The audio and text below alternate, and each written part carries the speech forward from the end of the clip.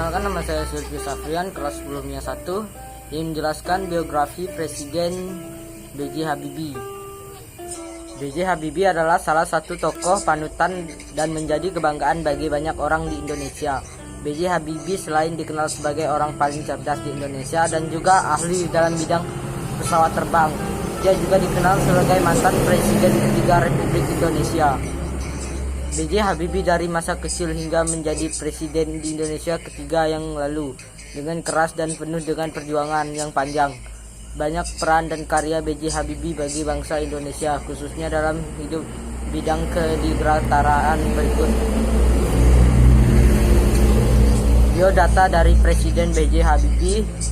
Nama lengkap dari B.J. Habibie yaitu Profesor Dr. Insinyur Haji Bahrudin Yusuf Habibie. Nama populernya B.J. Habibie. Istri Hasri Ainun Besari. Tempat tanggal lahir Parepare 25 Juni 1936. Masa menjabat Presiden 21 Mei 1998 sampai 20 Oktober 1999. Pendidikan SMAK Dango Bandung, Institut Teknologi Bandung, ITB, RWTH, Aceh, anak Ilham Akbar, Tareq Kemal. Masa kecil B.J. Habibie. B.J. Habibie diawali dengan masa kecil beliau. B.J. Habibie lahir di Parepare pada 25 Juni 1936 dengan nama Bahrudin Yusuf Habibie.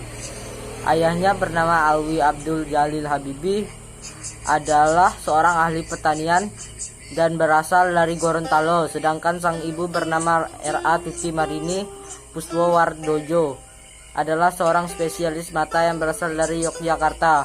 Habibie adalah anak keempat dari total ke-8 bersaudara.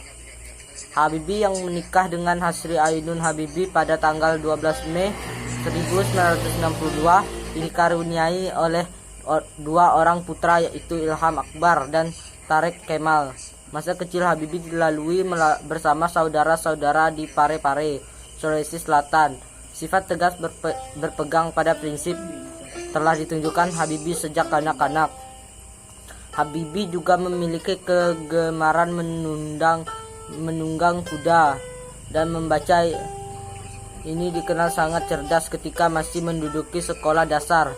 Namun ia harus kehilangan ayahnya yang meninggal di dunia pada 3 September 1950 karena terkena serangan jantung. Tak lama setelah ayahnya meninggal, ibunya kemudian menjual rumah dan kendaraannya dan pindah ke Bandung bersama Habibie. Sepeninggalan ayahnya, nama ibunya membanting tulang membiayai kehidupan anak-anaknya terutama Habibie. Riwayat pendidikan Habibie. Karena kemauan untuk belajar, beliau kemudian menuntut ilmu di Government Middlebury School di SMA. Beliau mulai tampak menonjol prestasi terutama dalam pelajaran ekstra yang merupakan salah satu keistimewaan B.J. Habibie yang menjadi sosok favorit di sekolahnya. Karena kecerdasannya, setelah tamat SMA di Bandung tahun 1954, beliau masuk ITB, Institut Teknologi Bandung. Ia tidak sampai selesai di sana karena Habibie mendapat beasiswa dari Menteri Pendidikan dan Kebudayaan untuk melanjutkan kuliahnya di Jerman. Dalam biografi B.J. Habibie diketahui Habibie kemudian memilih jurusan teknik penerbangan dengan spesialis konstruksi pesawat terbang German Western and Technician School RWTH. Dalam biografinya, B.J. Habibie diketahui beliau mendapat gelar diplomat Inggris dalam Technology Hochschule Jerman tahun 1960 dengan predikat cum laude sempurna dengan nilai rata-rata 9,5. Dengan gelar insinyur, beliau mendapat dirinya untuk bekerja di firma Talbot, sebuah perusahaan kereta api di Jerman. B.J. Habibie melanjutkan studinya untuk gelar Dr. Technician Hochschule die Fakultät für Medizin Eisen. Kemudian Habibie menikah pada tahun 1962 dengan Hasri Ainun Habibie yang kemudian diboyong ke Jerman. Penghargaan B.J. Habibie. Kejeniusan dan prestasi inilah yang mengantarkan Habibie diakui lembaga internasional. Penghargaan Habibie diantaranya adalah Gesellschaft für Luft- und Raumfahrt, lembaga penerangan dan angkasa luar Jerman, The Royal Aeronautical Society London, Inggris, The Royal Swedish Academy of Engineering, Swedia, The Academy Naturals, The LR at the Expense, Prancis, dan The US Academy of Engineering, Amerika Serikat. Sementara itu, penghargaan bergensi yang pernah diraih Habibie diantaranya Edward Warner Award dan Award von Karmer yang hampir setara dengan penghargaan Nobel. Di dalam energi, Habibie mendapat penghargaan tertinggi dari Institut Teknologi Bandung (ITB), Ganesha Praja Manggala Bhakti Kencana.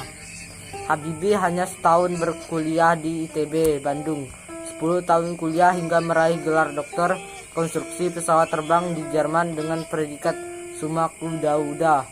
Ia lalu bekerja di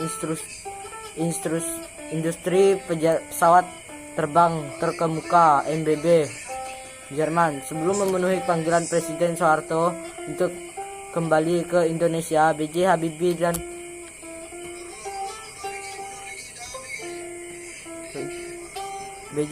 dan pesawat terbang. Di Indonesia, Habibie 20 tahun menjabat sebagai Menteri Negara Ristek. Kepala BPT, memimpin 10 perusahaan BUMN industri strategis pada tahun 1996. Habibie berhasil memimpin pembuatan pesawat N250 Gatot Kaca yang merupakan pesawat buatan Indonesia yang pertama. Salah satu karya B.J. Habibie yang terkenal. Habibie memerlukan waktu 5 tahun untuk melengkapi desain awal. Pesawat N250 Gatot Kaca merupakan salah satu pesawat turboprop di dunia yang mempergunakan teknologi fly-by-wire. Pesawat N250 Gatot Kaca sudah terbang 900 jam menurut Habibie dan selangkah lagi masuk program sertifikat FAA, Federal Aviation Administration. B.J. Habibie menjadi Presiden Republik Indonesia. Setelah IPTN ditutup, B.J. Habibie kala itu masih menjadi Menteri Riset dan Teknologi. Beliau kemudian diangkat menjadi Wakil Presiden di tanggal 14 Maret 1998 untuk mendampingi Presiden Soeharto. Namun hanya beberapa bulan setelah beliau menjabat, gejolak politik pun tak bisa dihindarkan hingga mencapai puncaknya. Presiden Soeharto sudah bertakhta di kursi presiden selama puluhan tahun, akhirnya lengser dengan pengunduran dirinya pada 21 Mei 1998.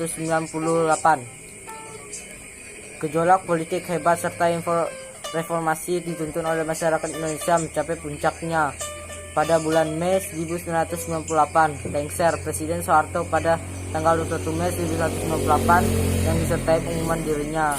Hal itu membuat Habibie kemudian resmi menggantikannya sebagai Presiden Republik Indonesia. Beliau disumpah oleh Ketua Mahkamah Agung menjadi Presiden RI, menggantikan Soeharto menjadi Presiden Republik Indonesia yang ketiga. Dalam pemerintahannya sebagai Presiden, Habibie membuat banyak keputusan penting. Salah satunya adalah melahirkan UU Otonomi Daerah. Dia juga membebaskan rakyat dalam beraspirasi sehingga membuat banyak partai politik baru berkemunculan.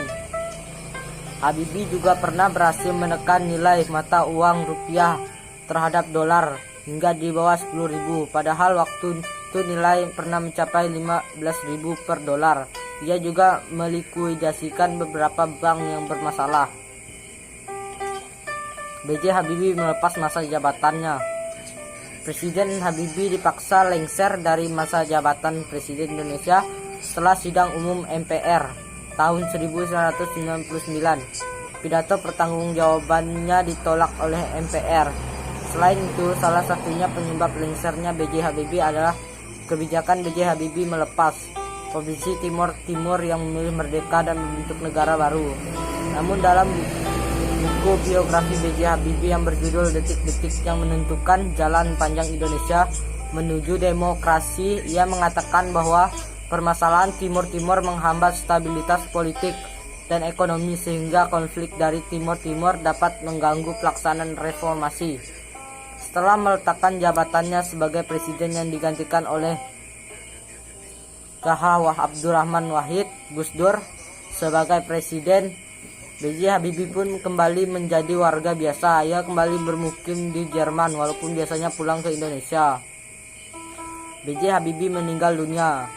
B.J. Habibie tutup usia pada usia 83 tahun. Habibie meninggal di RSPAD Gatot Subroto, Rabu 11 bulan 9 2019 pukul 18 WIB karena penyakit yang dideritanya. Selesai.